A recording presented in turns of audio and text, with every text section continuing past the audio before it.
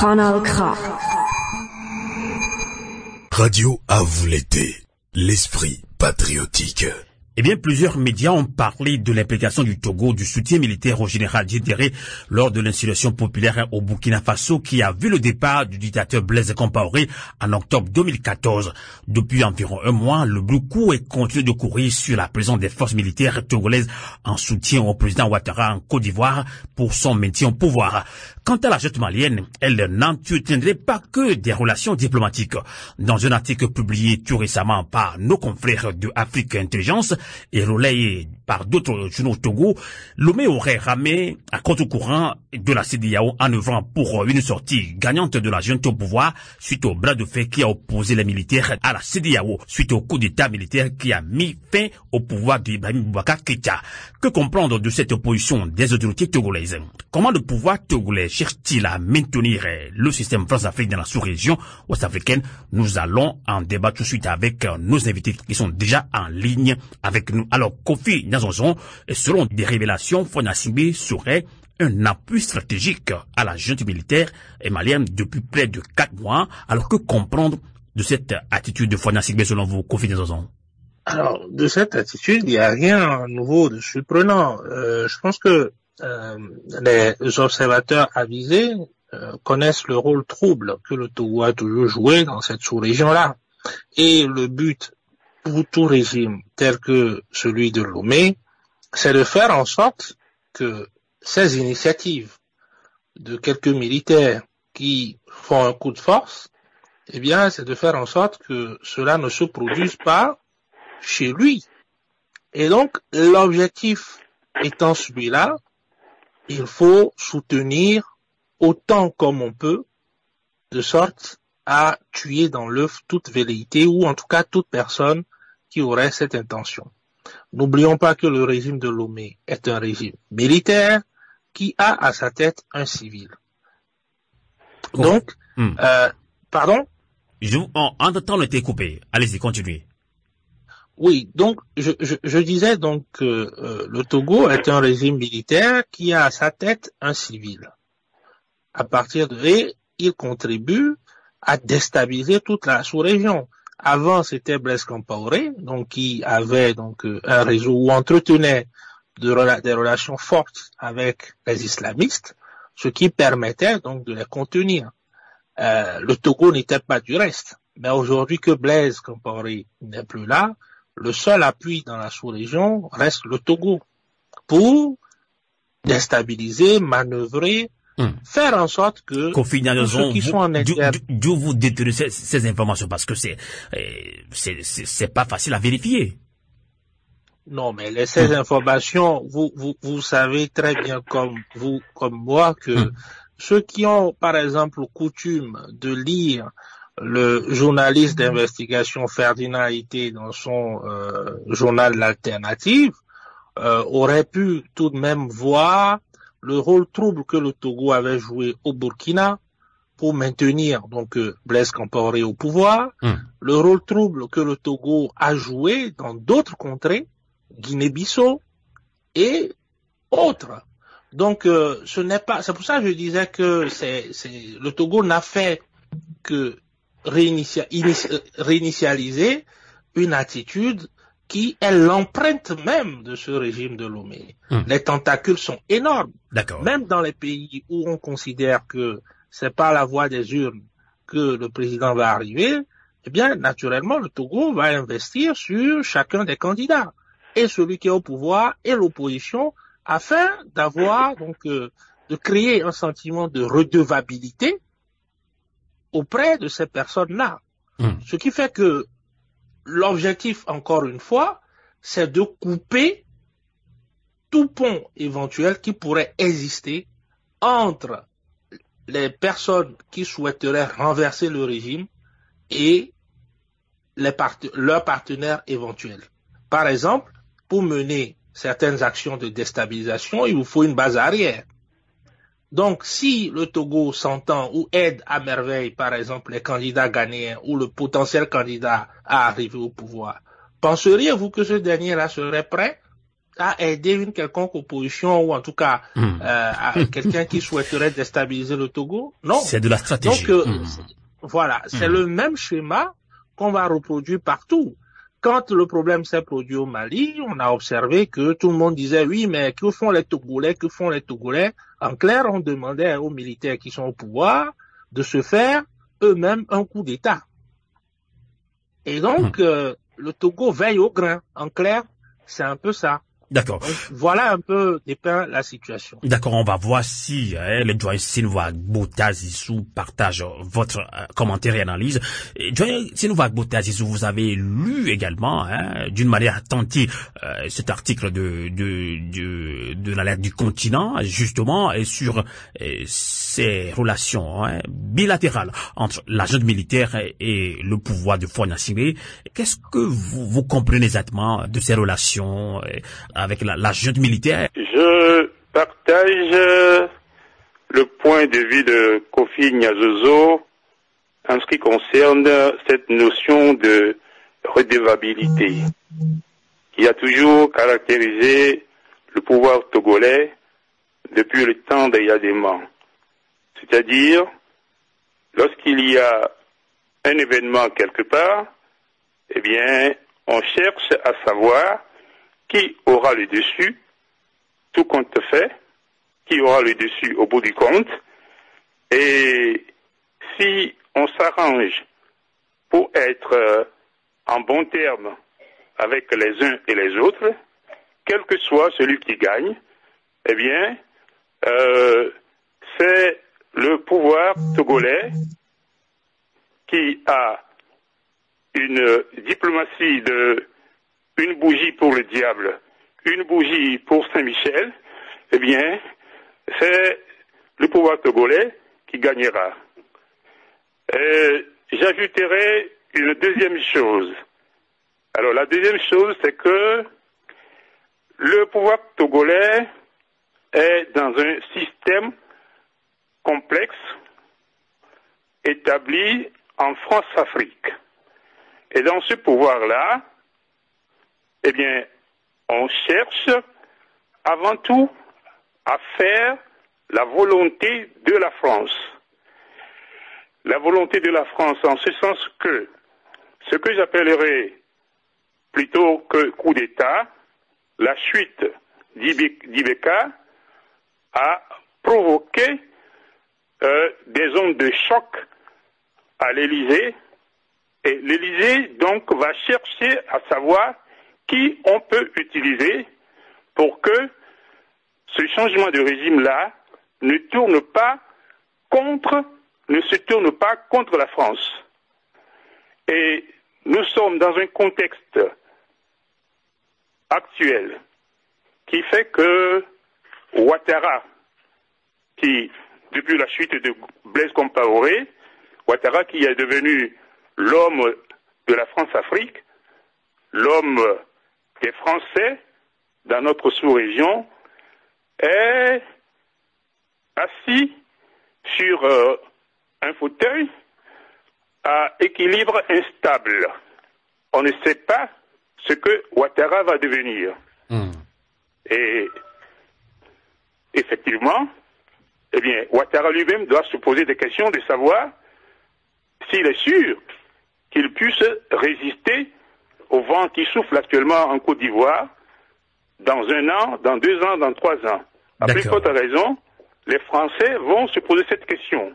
Et le Togo a des atouts, dont par exemple le port de Lomé, qui est l'un des meilleurs dans notre sous-région. Le mérite en revient à Sylvanus Olympio et à l'Allemagne, qui ont permis la construction de ce port.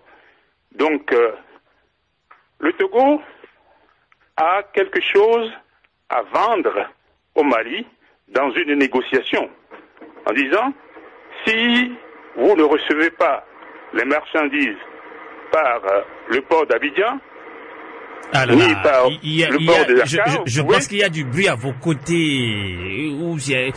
Sûrement c'est vous, c'est chez vous. Ouais. Allez-y. Il y a? Je pense qu'il y a du bruit à vos côtés ou bien... Je peux continuer.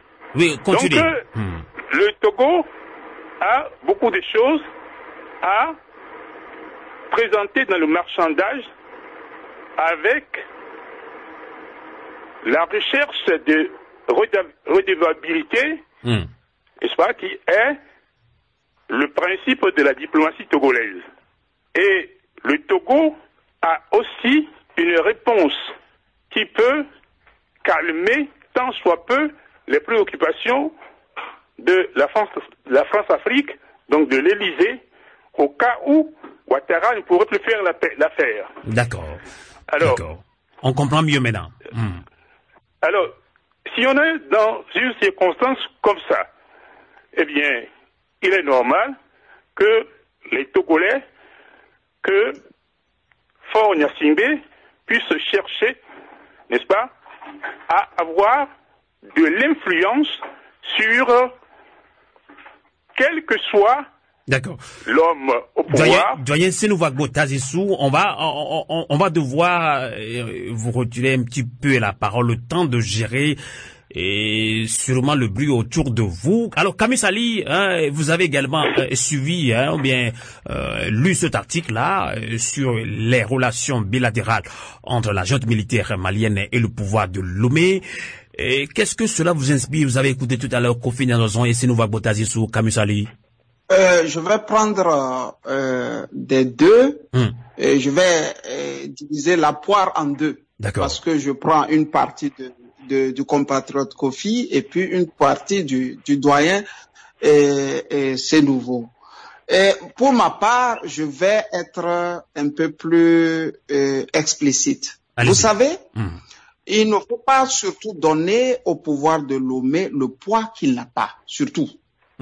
Tout ce qui se fait au Mali, au Burkina avec les djihadistes, et le pouvoir de Lomé vient sous le paravent de la France. Donc, pour vous dire que il faut absolument que l'Élysée dise, pousse les pions au pouvoir togolais pour qu'ils se mettent à se déplacer comme nous l'avons vu avec les déplacements du ministre des Affaires étrangères, Robert Doucet, ou de la venue du président Ndao à Lomé.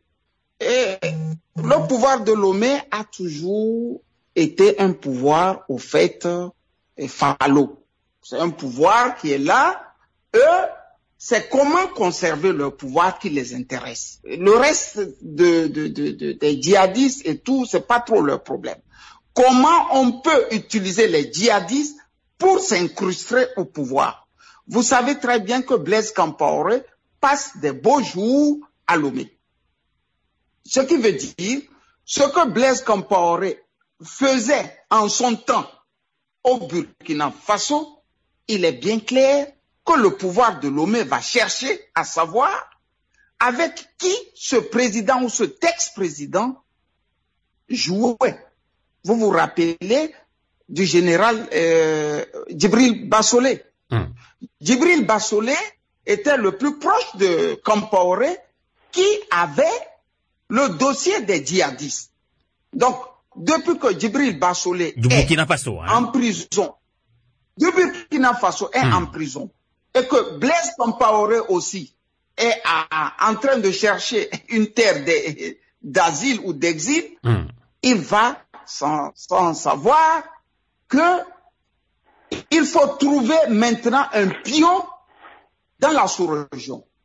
Malignement, le Togo va encore profiter du fait que Blaise Compaoré quitte la Côte d'Ivoire pour des raisons bien politiques. Le Togo ou le pouvoir togolais va utiliser ce canal pour devenir devant la France. Donc, Camille Sali, on veut comprendre. Vous voulez insinuer qu'actuellement, Blaise Compaoré est au Togo? Blaise Compaoré est bien au Togo. On ne le cache pas. Ce n'est pas un fake news. Il est là. Il est bien. Et au Togo. Donc, quand il est au Togo, c'est moyennant ce qu'il va livrer au pouvoir togolais et qu'il est bien au Togo. Sinon, vous connaissez bien le pouvoir togolais. Ils ne prennent pas tout parce que tout le monde, parce que vous avez des beaux yeux. C'est le donnant-donnant. D'accord. Vous avez à nous apporter. On veut comprendre encore quelque chose. Alors, la junte malienne, entre guillemets, sauveur du peuple malien, et la junte militaire comprend très bien comment fonctionne le système France-Afrique. Alors, beaucoup de Togolais ne comprennent pas cette relation de la junte malienne avec le pouvoir de Faure-Gnassingbé. Comment l'expliquez-vous, Kamsali? Pour être franc, c'est une révolution qui sont en train de voler déjà aux Maliens. Rien ne prouve que ceux-là que nous avons vu déposer IBK sont des patriotes. Alors, je peux vous aider. On n'a pas, des auditeurs veulent qu'on ouvre l'antenne, mais malheureusement, on va pas l'ouvrir aujourd'hui. Je reçois quand même des messages sur notre Facebook et puis sur notre compte WhatsApp. Il y a un Togolais qui dit, ce n'est pas chaque fois que les Togolais doivent être des cobayes pour d'autres peuples. Il est temps que nous devons nous lever. Je ne prône pas la xénophobie, mais que les Aladis, Maliens, Nigériens ou autres fassent attention, sinon nous pouvons faire quelque chose. Bon, je ne vais pas lire tout le message, mais en résumé, c'est ça. Est-ce que vous comprenez ce Togolais? Je comprends le compatriote togolais. Je comprends ce Togolais qui voit que le pouvoir de Lomé respecte l'étranger que lui. Je comprends ce Togolais qui voit que le pouvoir du Togo a plus de mépris pour le citoyen togolais que pour l'étranger. Je comprends ce Togolais qui voit son pays être pris par des étrangers. Mais nous devrons dépasser ces clivages. Ce n'est pas parce que il y a un pouvoir qui est en train de dresser les communautés africaines contre le peuple togolais qu'on peut aller au-delà de la haine.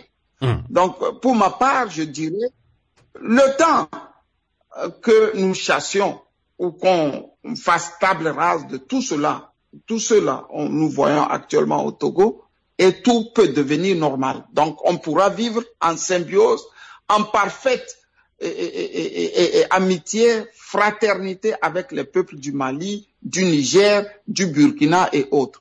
Vous savez, j'ai aussi des parents qui ont fait le Niger. Quand vous êtes au Niger en tant qu'étranger et que vous avez un problème avec un Nigérien, il vous dit ici, ce n'est pas chez vous. Mieux, il prend le sable, la terre, et il vous dit, vous savez, vous voyez, ce sable, cette terre, elle est nigérienne. Elle n'est pas la vôtre. D'accord. Donc, vous savez, tout à l'heure, le doyen Senouva Boutaz, ils sont assortis une phrase. Je ne sais pas si c'est moi qui l'ai mal écouté ou je vais l'interpréter mal. Disait que le Togo a quelque chose à vendre. Nous avons la mer, nous avons l'océan.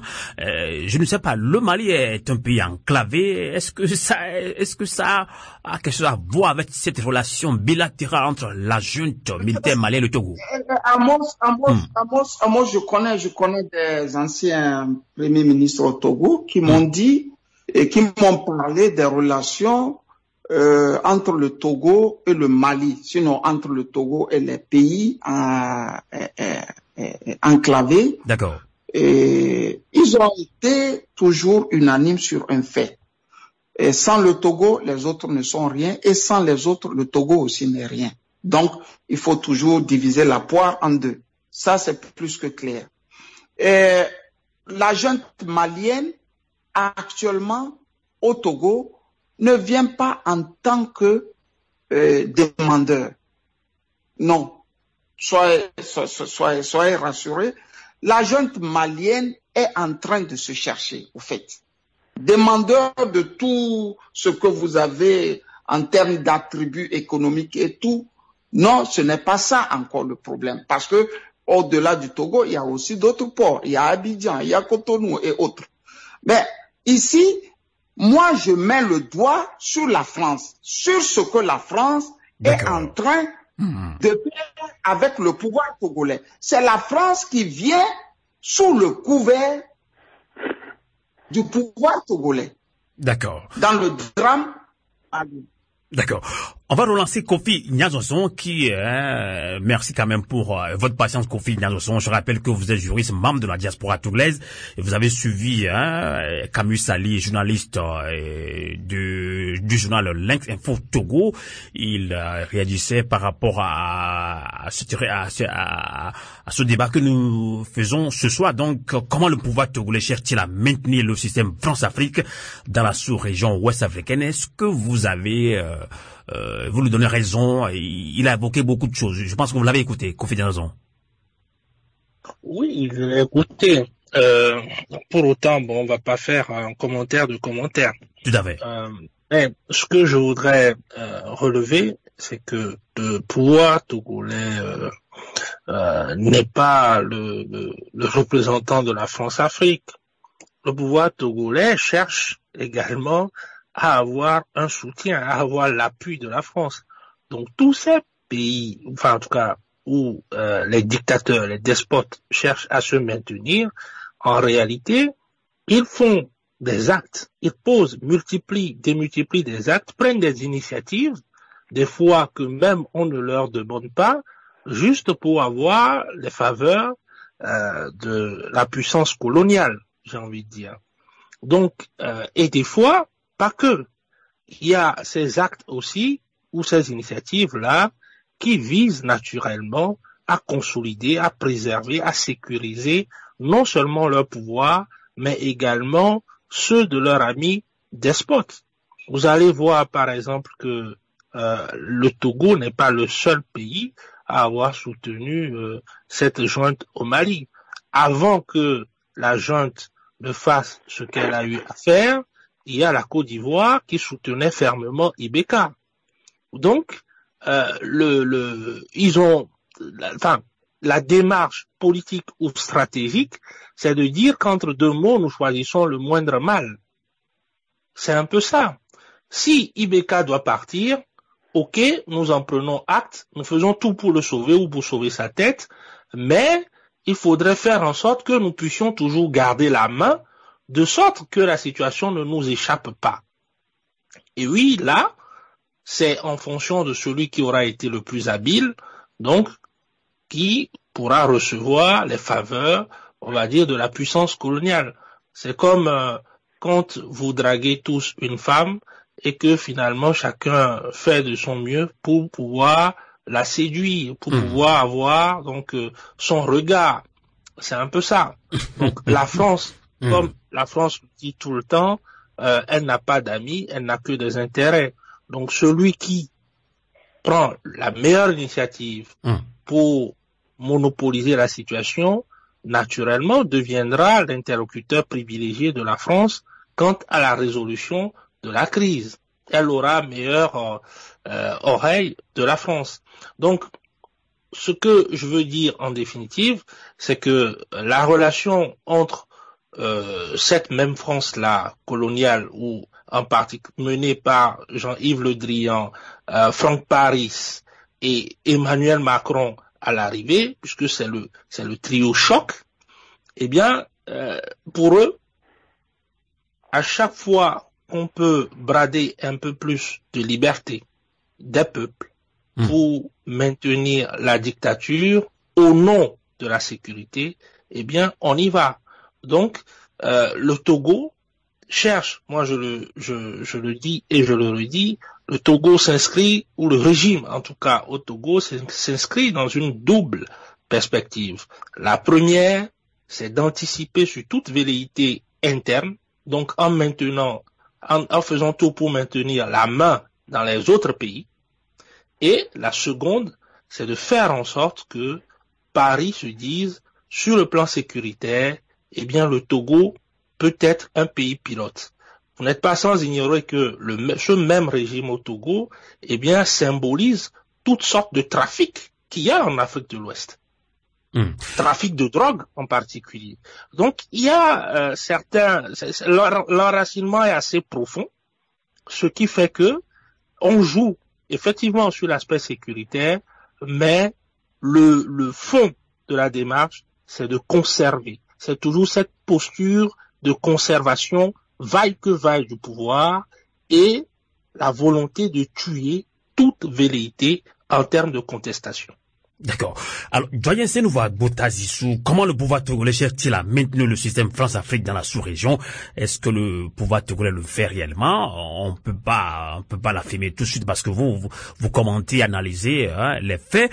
Et là, vous avez écouté tout à l'heure Kofi Gnadonson et Camus Ali. Et je l'ai dit, vous avez dit également tout à l'heure que le Togo a quelque chose à vendre, notamment la mer. Nous avons l'océan à offrir plutôt. Je sais pas ce que effectivement vous voulez dire, mais je ne sais pas si c'est moi qui ai mal interprété ce que vous voulez dire. Effectivement, c'est une voix Botazissou, allez-y. Non, vous avez bien compris ce que je veux dire. Le port de Lomé, port en eau profonde, eh bien, est une plaque tournante d'un certain nombre de trafics, dont le trafic de drogue, dont on vient de parler, mais aussi le trafic d'armes. Et un port en eau profonde est quelque chose à mettre sur le plateau de la balance lorsqu'on va discuter avec les pays de l'Interland. Il y a ça d'abord. Il y a aussi le fait que la France-Afrique, la France tout particulièrement ébranlée par la chute d'Ibeka, doit être en train de chercher le prochain instrument à utiliser dans la sous-région. Non pas pour maintenir la stabilité, mais pour défendre les intérêts de la France. Et ce prochain pays à utiliser, cela pourra être plus sûrement le Togo que la Côte d'Ivoire de Ouattara qui est en train de tanguer. Les Français ne savent pas si Ouattara va pouvoir tenir pendant 1 an, pendant 2 ans. Donc, les Français doivent être en train de chercher quelqu'un. Et le pouvoir togolais doit essayer de tout faire pour dire, eh bien, je suis la solution. Bon, maintenant si on veut un peu retourner dans le passé, nous avons vu également intervenir par exemple dans le conflit tchadien. Et intervenir dans le conflit tchadien, eh bien, cela a consisté pour également à aller au Tchad. Nous avons tous vu cette image d'Eyadema dans un petit bateau sur le lac Tchad, mais avec une forte protection aérienne française qui le suivait. Donc, les interventions du pouvoir togolais, que ce soit au Mali actuellement, ou que ce soit au Tchad par le passé, ce sont des interventions directement ou indirectement commandées, non pas pour le Togo, mais pour la France. Et il est évident que le gouvernement togolais en retire ses propres bénéfices. Bon, il y a aussi le fait que il y a une sympathie naturelle qui est née au lendemain de la chute de Ibeka à Bamako. Il y a une sympathie naturelle qui est née pour la junte qui a eu le courage, eh bien, de faire cette action-là. Donc, il faut que rapidement le pouvoir togolais puisse saisir l'occasion de cette sympathie et se faire ami de ce pouvoir-là, quel qu'il sera, quel qu'il est, quel qu'il soit actuellement, et quel qu'il pourrait être par la suite des événements. D'accord. Doyen, nous sommes pratiquement arrivés à la fin. Et comment le pouvoir togolais cherche-t-il à maintenir le système France-Afrique dans la sous-région? Et des panafricains se posent également la question, comment arriver à créer entre guillemets une CEDEAO des peuples? Les peuples créent-ils des liens entre eux pour quand même combattre la France-Afrique? Vous avez 1 minute pour conclure ce débat.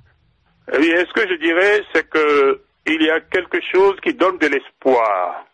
Je parlais tout à l'heure de la sympathie naturelle qui est née de la chute de Ibeka, qui est un homme de la France-Afrique. Et cette chute de Ibeka a été d'abord provoquée par des manifestations que faisait le peuple malien dans la rue.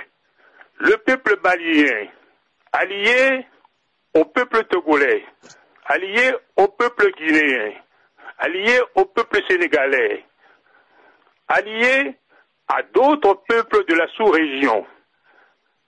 Cela viendra aujourd'hui ou demain, mais cela viendra forcément. Quels que soient les hommes qui actuellement sont à la tête de ces pays, eh bien, nous avons pris conscience que ce n'est pas avec ces hommes-là que l'on va faire la vraie CEDEAO. On a compris. Donc, ce sont les peuples eux-mêmes. Alors, Kofi Ndiaye, le temps est malheureusement contre nous. Que direz-vous pour conclure ce débat? Comment le pouvoir togolais cherche-t-il à maintenir le système France-Afrique dans la sous-région ouest africaine? On dira, le vin est tiré, il faut le boire. Que devons-nous faire? Kofi Ndiaye. Alors, déjà, pour moi, la France-Afrique est assimilable à une pieuvre. Une pieuvre dont la tête est en France et les tentacules sont dans nos différents pays. Vous remarquerez que quand on va plus fort, on tapera sur la tête, donc ici. Donc plus fortes seront nos actions, nos initiatives, pour pouvoir donc bousculer le système ou l'axe Le Drian, Franck Paris et autres. Mieux ça se portera également sur le terrain, c'est-à-dire que nous en ressentirons les fruits sur le terrain où nos concitoyens pourront se dire, voilà, ceux qui sont à l'étranger ne dorment pas, il n'y a pas de raison que nous nous asseyions ou que nous nous couchions. Ça, c'est le premier point. Le second point, je disais d'entrée de jeu qu'il faut à un moment donné que la peine ou l'oppression subie soit quelque part identique pour que les valeurs se retrouvent, les valeurs de solidarité, de fraternité se retrouvent. Vous remarquerez que hier, les peuples frères, notamment qu'ils soient maliens, ivoiriens ou guinéens, eh bien, ne comprenaient pas tant ce qui faisait que les Togolais subissent un deuxième, un troisième, un quatrième mandat.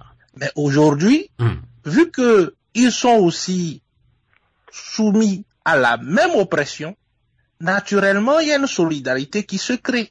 On se dit, oui, il faut que nous nous battions ensemble. Donc, à un moment donné, essayons ensemble d'identifier le facteur commun qui nous opprime, de sorte à mobiliser les énergies nécessaires, mutualiser nos forces pour pouvoir nous défaire de ces despotes-là. Merci beaucoup, Kofi Ndiaye Kamil Sali. Vous avez également 1 minute chrono pour conclure ce débat. Allez-y, Kamil Sali. Amos, le secret, il n'est pas dans une boule de cristal.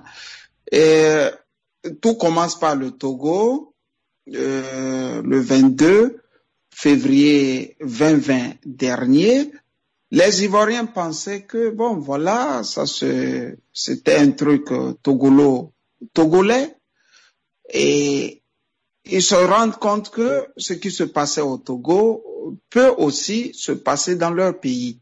Plus loin, les Guinéens aussi en souffrent de ce mal togolais.